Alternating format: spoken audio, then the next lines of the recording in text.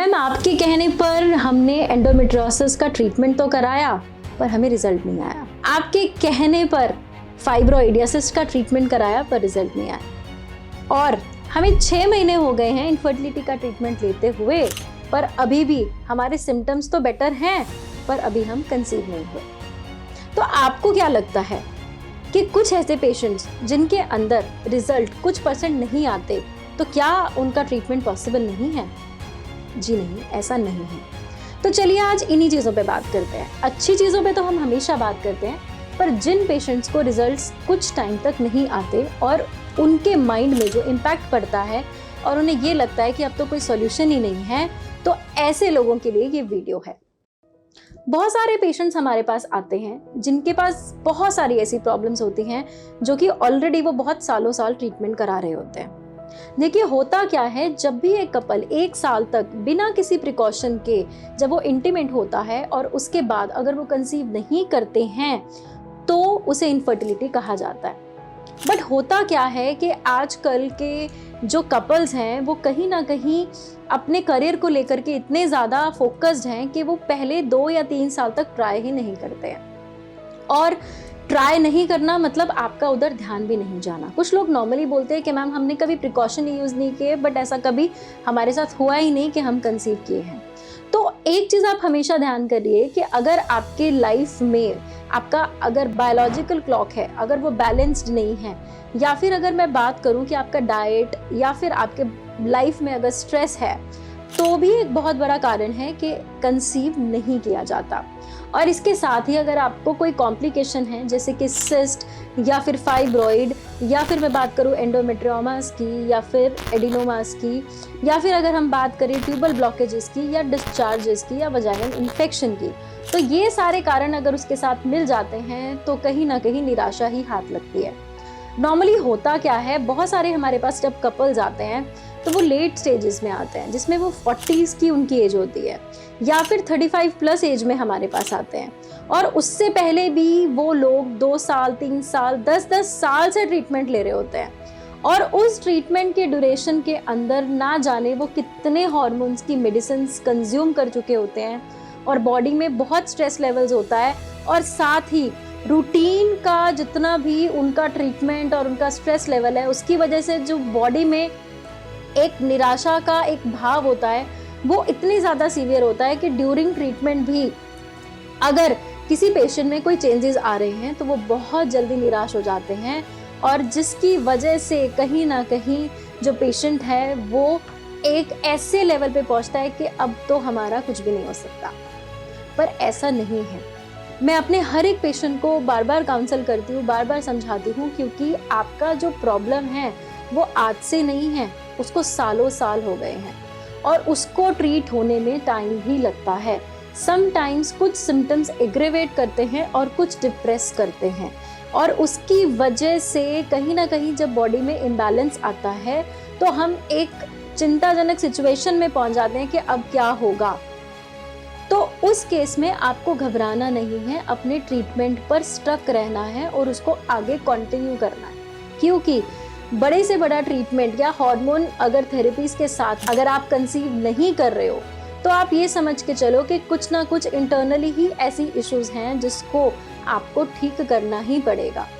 बहुत सारे ऐसे कपल्स मेरे पास बीज शुद्धि गर्भ शुद्धि के बाद ही ये बोलना शुरू कर देते हैं कि मैम अब हम कंसीव कब करेंगे। कुछ ना कुछ ऐसे पेशेंट्स होते हैं जिनमें पीरियड्स में भी कुछ इम्बैलेंसेस होने लगते हैं जब वो बीज शुद्धि गर्भ शुद्धि कराते हैं, बट 1-2 साइकिल के बाद वो भी मैनेज होना शुरू हो जाते हैं। वो इसलिए होता है क्योंकि जब आप बॉडी का डिटॉक्स करते हो तो बॉडी अपने आप रिस्पॉन्ड करना शुरू कर देती है, और उसकी वजह से शरीर में कुछ ना कुछ चेंजेस ज़रूर आते हैं। तो हर एक कॉम्प्लिकेशन के साथ अगर या फिर कोई भी चेंजेस अगर बॉडी में आ रहे हैं तो उसको मैनेज करते हुए आगे बढ़ने की तरफ फोकस करना चाहिए, ना कि आप ये सोचें कि भाई ये हम ट्रीटमेंट कर रहे थे या ये हम एक चीज़ फॉलो कर रहे थे जिसमें हमें अभी एक रिजल्ट नहीं दिखा है। रिजल्ट डेफिनेटली कहीं ना कहीं दिखता है, क्योंकि जब आपका डिटॉक्स होता है उसके बाद आप नेचुरली बहुत ज़्यादा हेल्दी भी फील करते हो और आपके बॉडी में बहुत सारे अदर चेंजेस भी आते हैं। पर मैं ये चीज़ समझ सकती हूँ कि बहुत सारे लोगों का सिर्फ एक ही क्वेरी होता है कि मैम हम कंसीव कब करेंगे। कंसीव करना या ना करना, ये सब आपने अपने बॉडी के एनवायरनमेंट पे छोड़ देना है। मेन तो जो प्रॉब्लम है, यानी कि जो आपका कॉज है इसका, उस पे काम करना होता है और उसकी तरफ आप चलते हुए जब अपने बॉडी को हेल्दी कर देते हो, उसके बाद आपको टाइम देना है कि आप नेचुरली कैसे कंसीव करोगे। अब इतनी सारी बातें सुनकर आप लोग ये सोच रहे होंगे कि मैम अगर हमें यही सभी सोचना है तो हम एलोपैथी ही क्यों ना ऑप्ट करें, या फिर हम सीधा ही आईवीएफ पर क्यों ना जाएं। यस, जा सकते हो और आप लोग जाते भी हो। और उससे होता क्या है, 1 आईवीएफ, 2 आईवीएफ, 3 आईवीएफ, और उसके बाद कभी कभी ऐसे लोगों के अंदर हमें कुछ हासिल भी नहीं होता। पर हाँ, बहुत सारे ऐसे लोग हैं जिनको फर्स्ट आईवीएफ में ही कंसीव हो जाता है। पर अगर मैं उसका कॉस्ट देखूं, वो कॉस्ट पर साइकिल बहुत ज़्यादा हाई होता है और हर कोई उसे अफोर्ड नहीं कर सकता।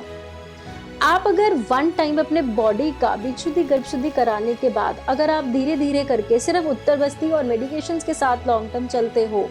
तो आपको रिजल्ट मिलने के चांसेस काफ़ी अच्छे होते हैं और जो कहीं ना कहीं कॉस्ट इफेक्टिव भी होता है। और जब सारे पैरामीटर्स नॉर्मल आते हैं तो उसके बाद हम भी आपको रिकमेंड समटाइम्स करते हैं कि अब आप इस स्टेज में आईवीएफ कराइए। और कुछ ऐसे कपल जिनमें फ्रीक्वेंसी ऑफ इंटरकोर्स भी बहुत कम होता है और उसकी वजह से कंसीव नहीं होता, तो उस केस में भी हम पूरा उनका जो एग का जो ओवुलेशन है उसको हम प्रॉपरली ट्रैक करते हुए हम प्रॉपर आईयूआई प्लान करते हैं पेशेंट्स का, जिसमें 4 to 5 साइकिल्स भी हम प्लान करते हैं जिससे कंसीव वो कर सके,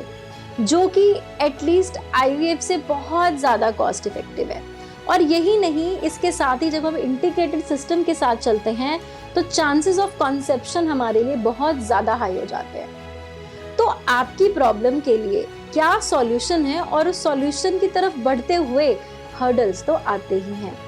पर जीतता वही है जो इन हर्डल्स को क्लियर करके और अपने माइंड को रिलैक्स करके और साथ ही अपने डॉक्टर पर ट्रस्ट करके आगे बढ़ता चला जाए।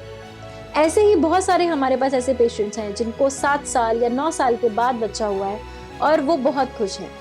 पर डेडिकेशन उनकी अपनी तरफ बहुत ही ज़्यादा होती है कि यस, मैं कंसीव कर सकती हूँ या मैं अपनी प्रॉब्लम्स को हरा सकती हूँ, और एक ना एक दिन ज़रूर रिजल्ट आता है। बहुत सारे ऐसे लोग सिर्फ डाइट को ही फॉलो करके कंसीव कर चुके हैं, और बहुत सारे ऐसे लोग बीज शुद्धि गर्भ शुद्धि के बाद भी कंसीव कर चुके हैं, और ऐसे लोग जिनको फाइब्रॉइड्स थे और उनको बोला गया था कि सर्जरी ही करानी पड़ेगी तो ही आप कंसीव कर पाओगे, पर बिना सर्जरी के भी वो लोग कंसीव कर चुके हैं। ऐसे लोग जिनको किडनी फेलियर है, उन लोगों को बोला गया कि आप अबॉर्ट करा लीजिए, ऐसे लोग भी आज कंसीव कर चुके हैं और उनके घर खुशियां आ चुकी हैं। पर सॉल्यूशन सिर्फ एक ही है कि नेचुरली नेचर के साथ चलते जाएं और अपनी बीमारी को हराएं। तो अगर आप भी ऐसी प्रॉब्लम से जूझ रहे हैं, या फिर आपको लगता है कि हम डॉक्टर के पास गए और हमने ये सारे ट्रीटमेंट्स करा लिए, फिर भी कहीं ना कहीं हम कहीं चूक रहे हैं, तो जीना सीखो में ज़रूर आप कांटेक्ट करें, या आप मुझसे भी बात कर सकते हैं। हमारे साथ बहुत सारे डॉक्टर्स की टीम है, doctor Mitali, doctor Shivangi, doctor Nikita, बहुत सारे डॉक्टर्स की टीम जो कि आपको मदद कर रही है। अगर आप भी अपनी इनफर्टिलिटी की प्रॉब्लम से जूझ रहे हैं और इसका सॉल्यूशन पाना चाहते हैं और हर कदम जीना सीखो का साथ पाना चाहते हैं, तो अभी नीचे दिए गए नंबर्स पर कांटेक्ट करके हमारे डॉक्टर से बात करें। अगर आप भी हैं इनफर्टिलिटी से परेशान और आप जूझ रहे हैं ऐसी प्रॉब्लम से जिसका सॉल्यूशन आपको सिर्फ आईवीएफ या आईयूआई ही दिया जाता है, तो इसके लिए अगर आप अपने घर में बच्चे की किलकारियां सुनना चाहते हैं और नेचुरली इंटीग्रेटेड सिस्टम के थ्रू अपनी प्रॉब्लम को हराकर एक ऐसी जीत हासिल करना चाहते हैं, तो जल्द ही नीचे दिए गए नंबर्स पर अभी कांटेक्ट करें।